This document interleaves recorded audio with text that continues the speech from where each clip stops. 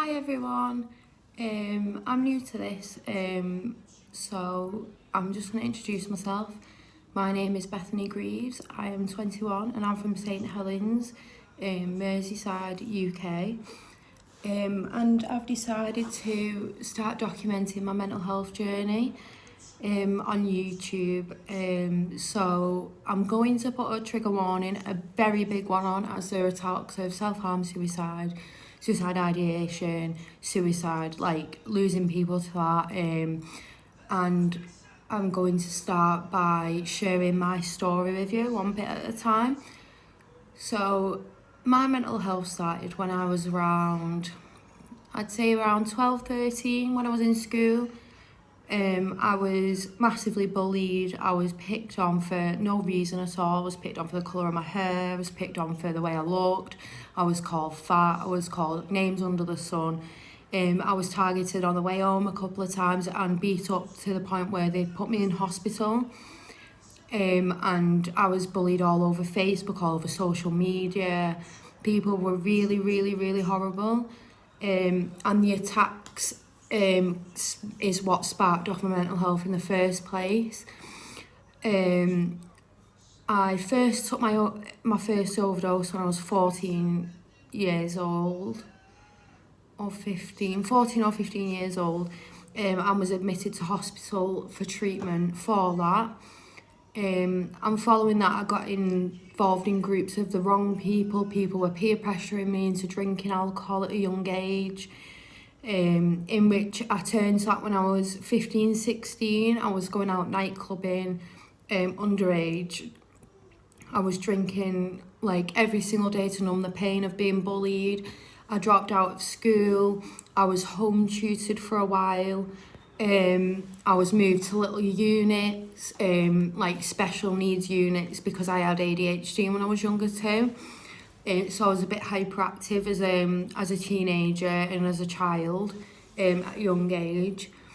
I watched my stepdad emotionally abuse my mum, and there was quite a domestic violence relationship there, which is I didn't realise what was going on at the time because I was so young. And then after I got bullied because I got involved in the wrong groups of people, I ended up being groomed by a group of men, and I was peer pressured into taking drugs, alcohol. I was staying up late. I was going out and not turning up for 2 days. I was going binging. I was like in a really, really bad way because of that thing that happened.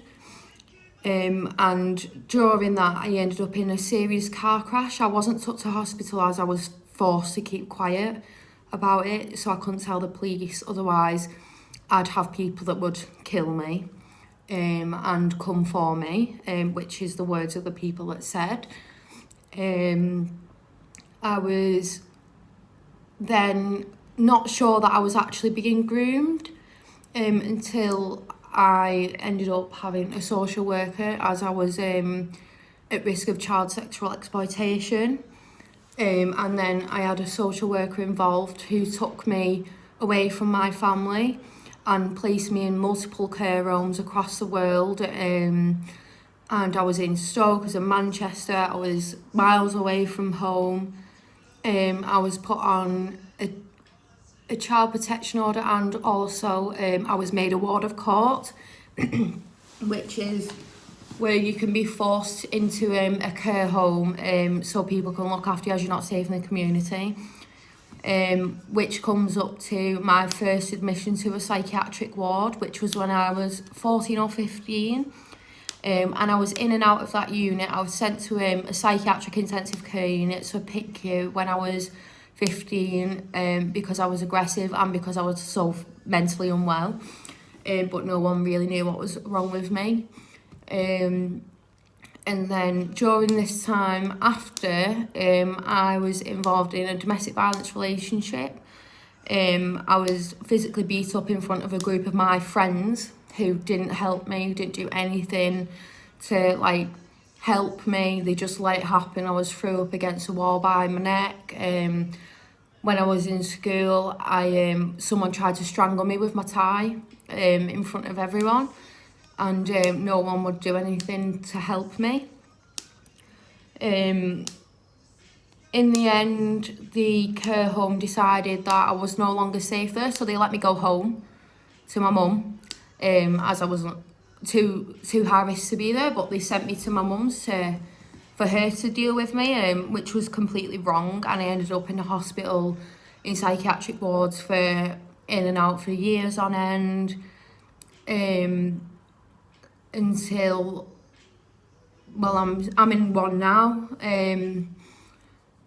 because I was, trigger warning again, I was sexually assaulted at knife point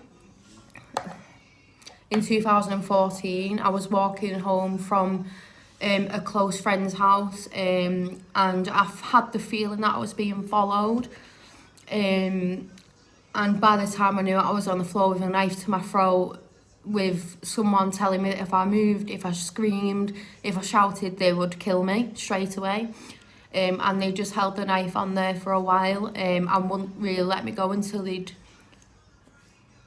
assaulted me. And I kept that quiet for a long time. I didn't really speak about it because I was so scared. I think that's when my OCD started, as every day I would just scrub the hell out of my skin. I was having dry skin, I was like creating cuts on my hands, because I just felt so dirty all the time. I burnt my underwear and my clothes, and my remaining clothes. I threw them all away, and that was it. The evidence was gone by the time I wasn't ready to talk about it, but I could have said something at the time, but I tried. I went there, I sat down for the interview, and I just broke down and ended up back in hospital again. So that's like a massive thing for what's set me off. While I've been in the units, I've had multiple attempts to my life. I've tried to end my life a few times by overdosing, trying to hang myself, tying things around my neck, self-harming, cutting, burning, headbutting walls. This is massive trigger warning, guys. I've already said this at the start. And when I headbutt the walls, it's because I'm hearing things in my head, or I'm having racing thoughts due to my OCD. So I've been diagnosed with PTSD, OCD, anxiety, social anxiety, clinical depression, and I'm still under an assessment for the rest of my diagnoses. So, but mental health services have failed me as a whole, since being a young age. As they've always said, hospital never helps me, and it increases my risk, when my risk is just as great while I'm at home. My life is more in danger at home. But yeah, so I started self-harming when I was 14, and it gradually got worse and worse and worse. I've had loads of comments on videos asking me what I've done to my head, and it's from headbutting walls, because that's the only way to shut my mind up, and give me a sense of relief. But obviously, because it's so dangerous, I'm in hospital, and for trying to take my own life again. There's a lot more things that have happened to me, but I just wanted to briefly say this is my journey, this is where it starts. I'm waiting for some intense psychotherapy after the Christmas period, so I'm going to be in hospital for a little while.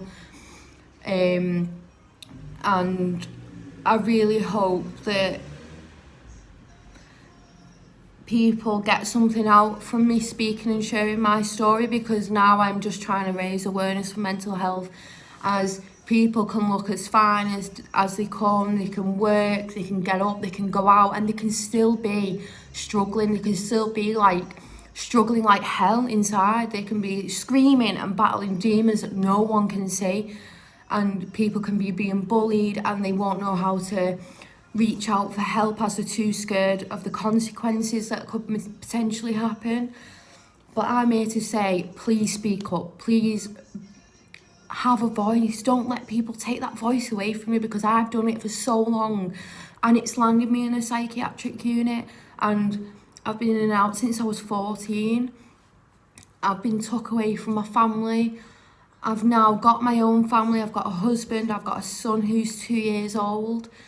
I have my own house, I have a job, but I got bullied at the start of the year in my job, so I've sort of been off sick since the beginning of the year, and obviously with me being in hospital as well. I also lost one of my best friends to suicide in July. She took her own life in a unit. They didn't check on her when they were supposed to, and unfortunately she couldn't be saved, and that's ripped me apart quite a lot. And I don't know sort of how to deal with that grief, as at first I was angry, I was upset, I was like so angry at the place that let this happen, as I was there just a week before and I left, and then she sadly took her own life, which just ripped me in half, and is probably a trigger for this. COVID has been a massive trigger for my mental health as well this year, as I struggle with OCD, and my OCD is sort of like, if I don't touch things, if I don't repeat things, if I don't count numbers in my head, if I don't like walk back and forth or flick light switches on and off and on and off, that something bad's going to happen or someone's going to die because of me. And that's ruled my life for the past few years, but it's gradually got a lot worse. That CBT doesn't work. I take 2 medications, quetiapine, 4 voices, and like psychotic episodes, and I take clomipramine as well for OCD and clinical depression. I still have a long way to go to recovery. I don't actually class myself in recovery at the moment, but I'm hoping that within time I will get there and I will feel better. The services have failed me, as they have tried to use a blanket diagnosis of a personality disorder on me for years and years, since I was an adolescent, I say, about when I was in my teenage years, which at the moment is not what I suffer with. So that's been really difficult to deal with. And obviously within the psychotic episodes I sort of blank out and don't remember what's happened. There have been a few nights where I've tried to harm my partner, I've tried to harm myself. Obviously that puts my son at risk. He's never at harm, he's never in harm's way, but it's just as a precaution. Like, this is why I'm in hospital. I've got a social worker involved to help and support the family, to decide what's best for me, which is what's going to be decided within the next few weeks. But hopefully we get to stay as a family, as they're trying to get involved a bit too much, and to decide things for me that are not going to be very helpful. But I can't stress enough how important it is to, if you're feeling low, if you're feeling just really down and you're not sure why, if you're feeling stressed at a job, leave your job, find somewhere else. I know it's difficult. I know how hard it is to find a job myself, but no job is worth the amount of stress and anxiety and depression that it gives people.